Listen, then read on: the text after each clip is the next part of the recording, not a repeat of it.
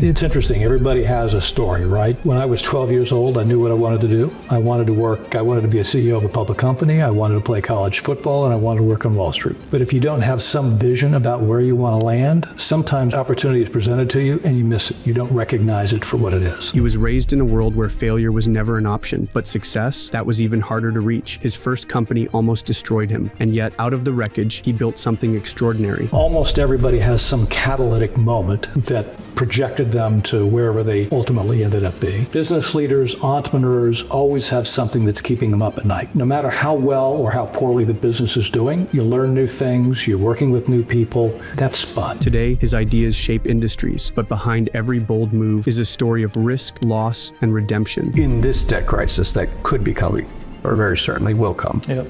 what's the hedge for, publicly traded entities? The advice I give to large companies as well as entrepreneurs is focus on what you can control and what you can do well. This is Randall Miles, and what you're about to hear might just change the way you see business forever. And figure out, whatever the uncertainty, how you're going to make money, how you're going to survive, how you're going to thrive given those set of circumstances. For companies that are really engaged and have defined what success looks like for them, good markets, bad markets, it doesn't eliminate opportunity. Forward-thinking companies, innovators are always engaged, whether the times are good or the times are bad.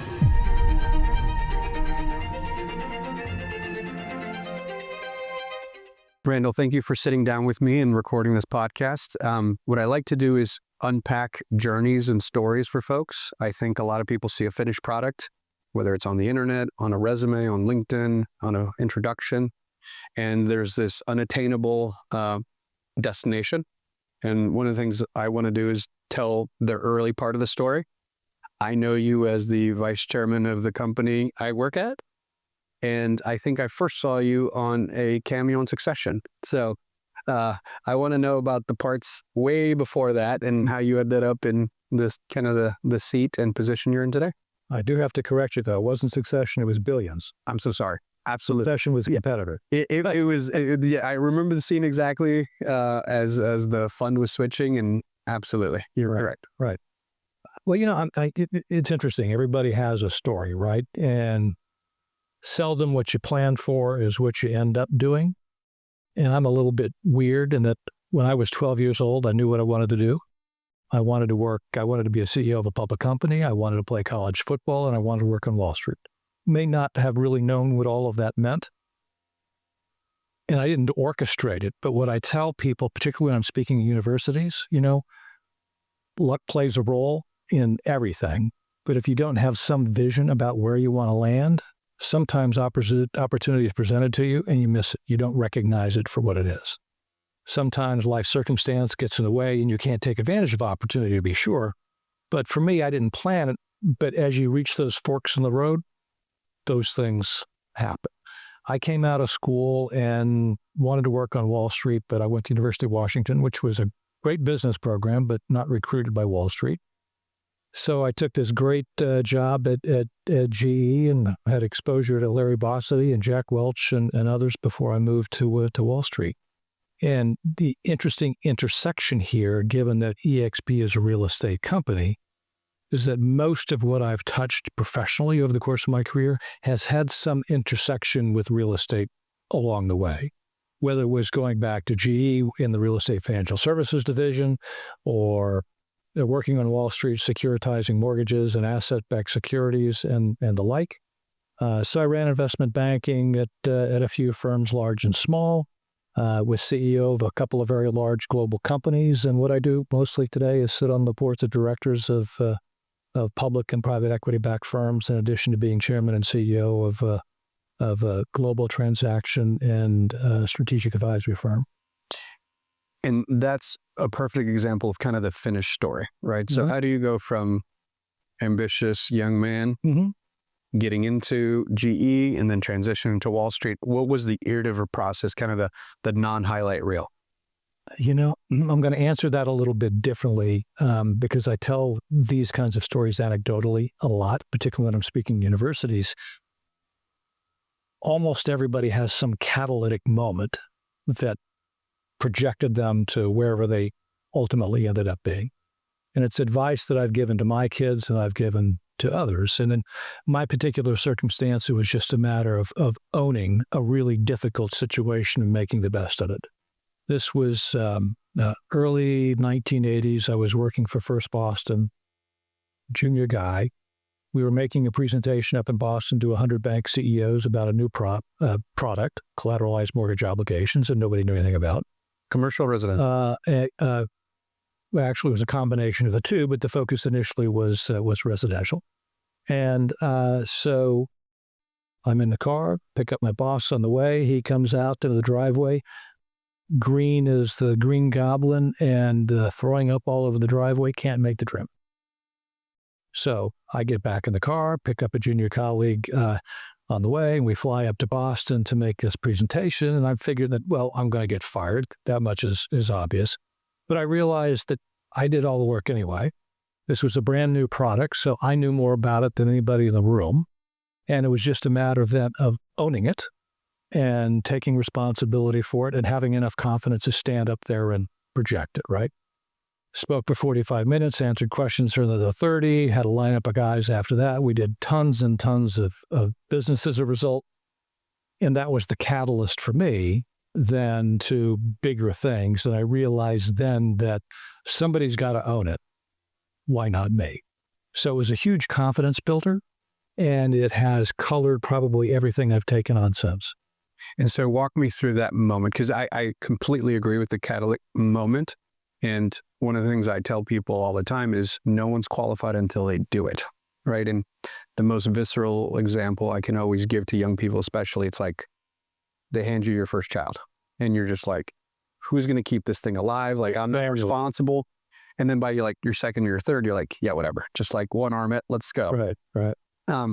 And I have felt that in almost every moment, right? I wasn't qualified to sell someone's home when I was 19 years old. Mm-hmm. I wasn't qualified to raise debt and create, mortgage-backed securities that I sold. I wasn't qualified to build a tech company because I can't write a single line of code. And I wasn't qualified to do an earnings call until you guys told me to. And now I'm quite comfortable in it. Right. So where did that take you? So you're still an employee and you didn't become the CEO of a public company. What was kind of that iterative process? The iterative process then was getting, very quickly promoted to managing director, moving on to Greenwich Capital after that, where we started up a group there. Firm was focused on treasuries. We started mortgage backs and asset backs, advised the government in creation of the Resolution Trust Corporation and the like. And along the way, the transition was I had a client who wanted to do something. I made a presentation. They came back to me and said, we love what you put together. The plan is great. We don't think we've got the capability to do it. We need someone to come in as chairman and CEO of what was then a Nasdaq company and help us take this someplace. So I'd never been chairman and CEO of a public company before, to your point, right? But I knew it's something I wanted to do, and I was pretty excited about it. And my only requirement from these guys, and by the way, I'm sitting with the chairman and the CEO, two different guys. And I said, the thing you guys got to be comfortable with is that I've got to have the authority to fire you. If I don't have that, you haven't given me a job. So long pause, and we talked about it further. Obviously, that wasn't the intent. But in order to shape it directionally, because we had to make some major business model changes, that's kind of the way it played out. So that was the catalyst then from an operating role, because prior to that, I'd been in every seat. I'd been, a banker. I'd raised money. I provided strategic advice to boards and CEOs and the like. And sitting in the operating chair then kind of completed a large circle relative to all the touch points that serve as the backdrop to what I do today. And then from going from that position to being the operator, how long were you in that position before you became M&A advisor, the role that you kind of do now? Well, I was an M&A advisor long before that, because that's most of what I did on Wall Street, right? So for me, in that particular circumstance, I leveraged those skills because we did a lot of M&A at the firm, both divestiture and acquisitions. Drop into another role after that, after we sold the company for a lot of money, dropped into another role. It was already public and you sold it to another public entity? And so that happened a couple of different times with a couple of different firms. And, after that, I got calls about, coming in to either mentor CEOs or help build out governance or help companies grow, or in some cases to help blow them up, take them through a Chapter 11, get smaller before you get bigger, any one of a variety of things. So I've touched a lot of industries. I've touched a lot of transactional structures as it relates to that. And so again, that's, what I do, mostly today. And it's a function of having done all of that stuff in different places along the way. What would you say are the most unique commonalities or the biggest things that doesn't matter the industry, the sector, that, always translate and is kind of your North Star as you're looking at opportunities? I'm fortunate to be offered a lot of opportunities. The litmus test for me, non-negotiable. I've got to believe that it has legs, whatever the opportunity is. I've got to believe that there are good people at the table with a high degree of integrity. I've got to believe that people can argue and disagree constructively for the purpose of trying to get it right. That knowing that you're going to be in the water, rowing the boat, then get splashed and have to course correct, that everybody's on board with that. That I can contribute, that we can have fun doing it. And obviously you want to make a little bit of money, but if I can't check all of those boxes, then, there are better things to do. And so what, is there a sector or concept or vertical that gets you the most excited right now? I've touched just about everything, but I particularly like financial services, fintech, SaaS, anything that's real estate related. But that having been said, I work very closely with manufacturing and distribution, chemicals, and a variety of other businesses as well. One of the interesting things of growing up in real estate is everyone always talks about average year, right? Total transactions. And one of the things I always say to reporters or agents, like, I've been doing this thing and been in this specific industry for 23 years. Yeah. I don't remember an average year. It's either we're super busy or we have too low transactions. Mm-hmm. And at all moments, we're kind of pulling out our hair, right? Because it's the lowest transactions in history, the highest transactions in history. I've never experienced a year that felt normal. Mm-hmm. So is that a uniquely real estate thing, or do most sectors feel like that? Because I think too many people kind of romanticize a equilibrium status that doesn't really, life, our heartbeat looks like this. And I always kind of make the assumption that that's kind of how the business experience is. You're either growing or you're downsizing, growing, downsizing, growing. Look, I think, Leo, when you're in the kinds of roles that we're in, there's no such thing as normal. And if you allow yourself to think that way, it's the first sign that you're becoming complacent, right? Business leaders, entrepreneurs always have something that's keeping them up at night. No matter how well or how poorly the business is doing, you're fighting a competitive fight every day. You're worried about your competitors getting out ahead of you. No matter how well you are doing, your business is doing, someone's chasing after you, right? Someone wants to knock you off.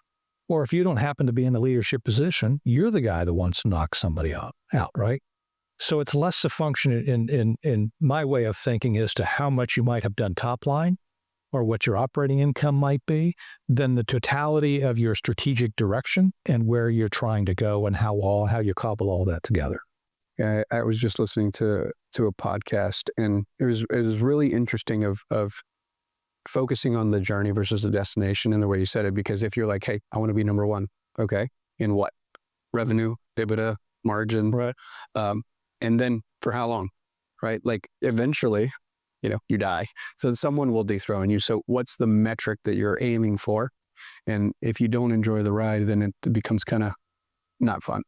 Well, the truth of it is, I don't think you could really do well doing the kinds of things we do if you didn't enjoy doing it. And I can enjoy a difficult situation, say taking a company through a Chapter 11 to restructure it, as much as I can a high growth, really stimulating situation where you're setting the world on fire. You learn new things, you're working with new people. That's fun. And I get to, what's fun for me is taking advantage of the breadth of my experience and offering that in some way to help or add value to a situation. So I became a business person during the financial crisis, right? So I got licensed in 19. That's like 2002. I could sell houses if you could fog a mirror. And I thought I was really special. And then came 2008, and I realized I was a creature of the greatest bubble in the history of the world. Mm-hmm. And I was not talented. I was slightly, probably more go-getter than my peers. And I was performing above national standards. Mm-hmm. The world ends. Lots of boogers, lots of learning how to give debt back. Mm-hmm. And I called wiser people who'd lived before me, and they said, this happens. This is a super cycle. Look up the word mortgage-backed securities. Mm-hmm. Look up what happened in the early 90s with the Resolution Trust Corporation. And this put me on a path of being obsessed with data and how pretty much past performance of anything can predict most of the future.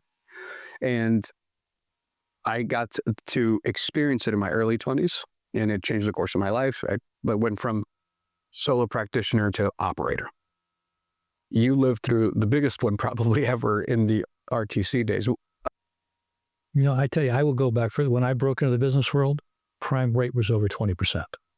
So it was already a pretty ugly time in terms of setting the expectational bar relative to what's the norm and the cycle of business. So there wasn't anything since that time, including the mid-90s thrift crisis, the 08 crisis, or pick another one, that didn't appear to me to be just another form of a cycle.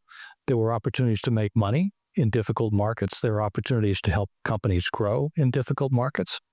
And you look at people who haven't experienced that, and they start setting their hair on fire once things start to go the wrong direction. And to your point, we've lived through, as a real estate company, for example, the greatest bull market in the history of American real estate. And there are people who have known nothing but that, but for the last couple of years. So Talk about that a lot. it was a huge eye-opener, right? Well, this is where the question's going, especially since now I know more of your backstory that I was unaware of. So having been in the banking side early on and touched treasuries and bonds, and again, super cycles, and you can study over 1,000 years of empires. Where do you see the opportunity, the concerns with the U.S. debt crisis and interest rates and bonds and, all that fun stuff? I think the biggest risk from a macroeconomic standpoint in this country right now isn't the volatility in the stock market. If you play that right, you can make money. The bigger issue is the debt markets and the degree to which volatility or uncertainty in that markets. And the national debt markets to us. National debt markets, right, which has a trickle-down effect to everything else, whether it's real estate or anything else, right? And the degree of uncertainty exists that makes investment in U.S. securities uncertain. And the U.S. doesn't own most of our own debt. It's owned by Japan. It's owned by Canada. It's owned by the UK. It's owned by China. So I think I picked the top four. And if they decide they're not going to buy anymore, we're in real crisis, right? You would see a significant escalation in rates. The cost of our debt would increase significantly. And, we have a lot of debt in this country, right?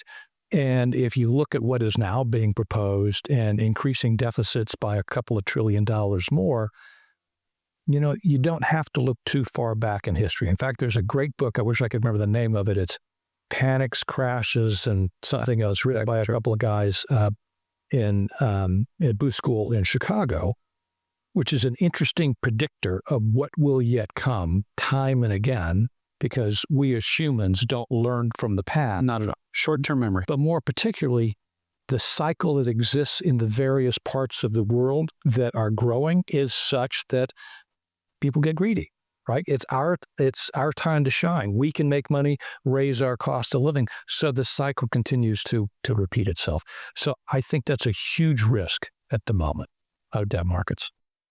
And one of the things I've learned in my 2 decades is there's always that opportunity, right? So what was the worst financial crisis in American history turned out to be where I grew the most, scaled the most, I was able to create opportunity the most in this debt crisis that could be coming, or very certainly will come. Yep. What's the hedge for, publicly traded entities? What's the hedge for? I'd love to know the thought process, like solo operator startup, all the way to scaled global enterprise. Yeah. Like anything else, you can only control what you can control, right? And I think focusing on that, and the advice I give to large companies as well as entrepreneurs, is focus on what you can control and what you can do well, and figure out whatever the uncertainty, whatever the headwinds are, how you're going to make money, how you're going to survive, how you're going to thrive given those set of circumstances. Look, you can go back to the Great Depression. You can go back to crisis in the 60s. You can go back in the mid-90s. You can go to 08. You can pick one, right? It wasn't the end of the world, nor will this be the end of the world, right? Administrations come and go. Donald Trump, for all the uncertainty he's creating, isn't going to be in office in another 3 years, right? So the cycle is going to change. It will breed yet more certainty in time. So you got to find a way to survive, figure out what you do well, and do it really well and stick to it. And then the other hot topic in society at scale is the disruption from artificial intelligence, right? And in my experience, most big technological turning points, and the ones I've lived through, were high-speed internet followed by mobile. And both of them had this acceleration and compression of time, right? We could do more faster, respond quicker, compress deal time. I feel like AI is another accelerant. And just like the first two, we overhype the short term and underhype the long term. When the conversation, say 4 or 5 years ago, about blockchain was like everything's going on chain, NFTs, smart contracts. I live in Miami, in the epicenter of the hype. There was many conversations where at a cocktail party, someone's like, the entire title industry is going on chain. I'm like, that is so far from the truth because of the structural underlying stuff. And I didn't even feel like explaining it. This is different. I think there is no gatekeeping. I think this is an accessible commodity at scale that will make you faster, stronger, better. How do you think through, again, advising companies that are global, thousands of employees, as to, again, not get lost in hype, but also not get lost in your head in the sand and have your competitors outperform you?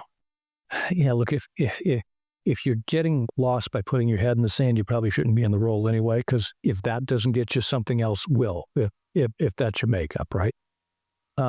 I think one of the challenges at the moment, and I think you framed it well, is kind of the overhype in the short term, right? It can't be all things to all people. It's not well developed enough. There are significant shortcomings. There's a lot of stuff that you can fake your way through. I found in my own experimentation, I can get the answer I want depending on how I prompt. You can ChatGPT, right? I actually ask, well, how'd you lead the witness on this answer? Right? It's not that hard to do. And I'm anything but a ChatGPT expert, right? But I can get the answer I want. The other thing I think we've got to be conscious of is ChatGPT AI at the moment isn't computational, right? It can't do what an Excel spreadsheet does. It's language driven, right? So you can't presume that it's always going to be accurate. And the danger is if we think the answer is accurate and we don't have any other fact checking around it, and we don't have, the intellectual clarity around questioning everything, which every organization should do anyway. We should challenge everything that we do for the sake of getting it right. And if we are 10 guys in a room and everybody violently agreeing, somebody has to be the devil's advocate and own it. Yeah, no, I think the first time I understood what a large language model, and the oversimplification, it's autocomplete on steroids, right? So it's next probabilistic word. And I've had many examples where I asked a question and it gave me like an incomplete answer. And I'm like, wait, like I asked it, how many brands does Anywhere own? And it listed 4. I'm like, don't they own 7? They're like, oh yeah, we missed 3. But if I didn't know that the total number was 7 or thought it was 7, I would have asked for 3 more. And then it would have found 3 more, which by the way is not a wrong answer. Right. It's a partial answer. Yeah. And that's probably even, I've heard interesting stuff around law where it will make up cases and judges get really mad. Yeah. And then when you don't use AI to double check any missing stuff, the judge gets mad. So it's like this interesting catch-22. Well, I had a recent conversation with a university professor about AI and the presumption that every student is at least using some form of ChatGPT.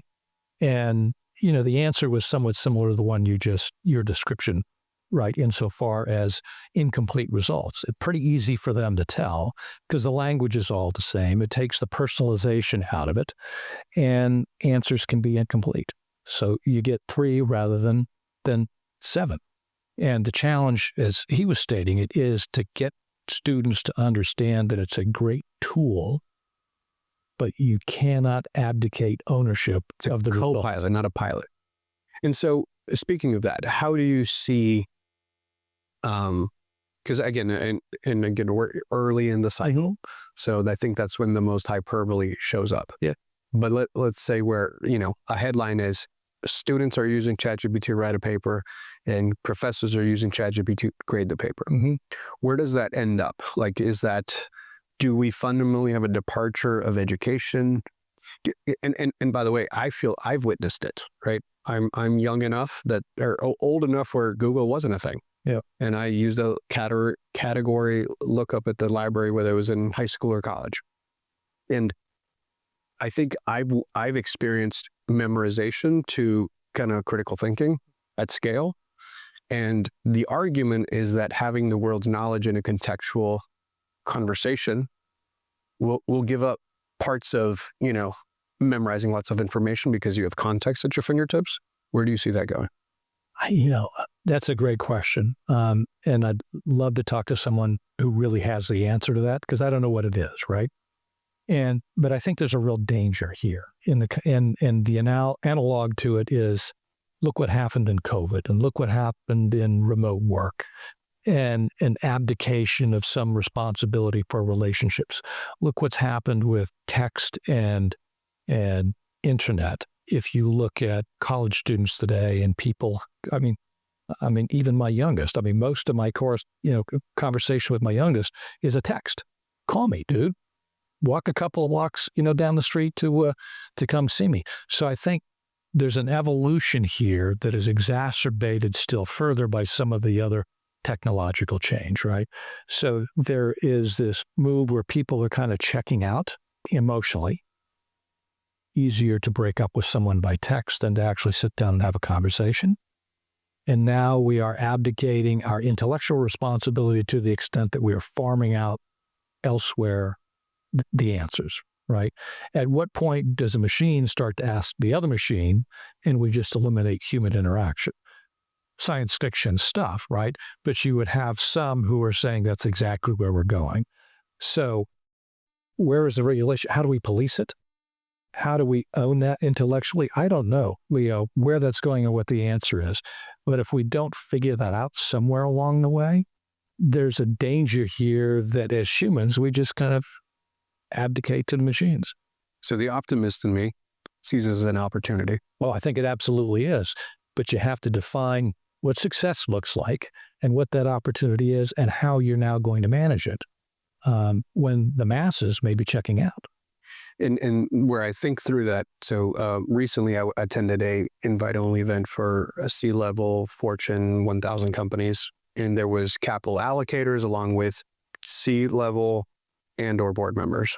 And what I found interesting is it was a non-real estate event, and I was actually taking notes for a change. I was not on stage. I was a participant. And the interesting one was there is a over-indexing on investing on live experiences. So sports teams, whether any of them, WNBA, NFL, soccer leagues. And what they all said is on the 10-year horizon, we're doubling down on human experience that can't be replicated, right? So I think communication, whether it's written, visual, digital, is all going to be commoditized because now everyone's William Shakespeare. Everyone's a Hollywood producer. You can tweak a photo. You can create video with a photo. And ChatGPT can write it. Now you're a great orator as well. And I believe based on what I saw, and just even COVID, going back to how you said COVID created this displacement. We also saw a boomerang effect back to craving human interaction as soon as it was available. And so moments like this, I want to double down on EQ, and I'm betting on humans. And again, my kids are 8 and 10. And, at this point, I'm like, I'm not even sure what we're doing in school yet. Like, the only report card score I care about is math. Because I'm like, you need to be able to figure out math in your head and in real time. Because to me, math is my actual love language. And anyone who works with me knows that if you don't have math to support or a math question to ask me, there's not much to talk about. And so when I think through for a next generation of folks who are going to over-index on not having social skills, I'm all in on teaching my humans how to outperform that. Mm-hmm. And those kids will be the winners as society progresses over the course of the next 10, 20, 30, 40, 50 years. And those will be the decision makers to help guide the next generation. And so the last thought, whether it's keeping you up at night because you're excited or you're scared, what would be the thought or the opportunity that you see in the coming decade? I think what probably I spend most of my time with right now with the companies that I represent or advise is the macro uncertainty, whether it's tariffs affecting some of our businesses, availability of debt given uncertainty, and those sorts of things. Because that's stuff you can't control, right? But you have to have a strategy to deal with it in the moment. And you have to be agile enough to change course midstream as new circumstances present themselves, right? So I think that's probably my big worry at the moment. I think, for companies that are really engaged and have defined what success looks like for them and are really focused on the tactics and the strategy around how they're going to achieve that, there is great opportunity. Good markets, bad markets, it doesn't eliminate opportunity. Right? In the worst markets, I've seen companies think that that's the best time to snap up their competitors, build market share, really think hard about what the future looks like and make investments, where others just kind of hunker down and want to survive it, right? So I think forward-thinking companies, innovators are always engaged, whether the times are good or the times are bad. Well, I think that's a perfect closing thought. Thank you so much for your time and sharing all your wisdom. Thanks, Leo.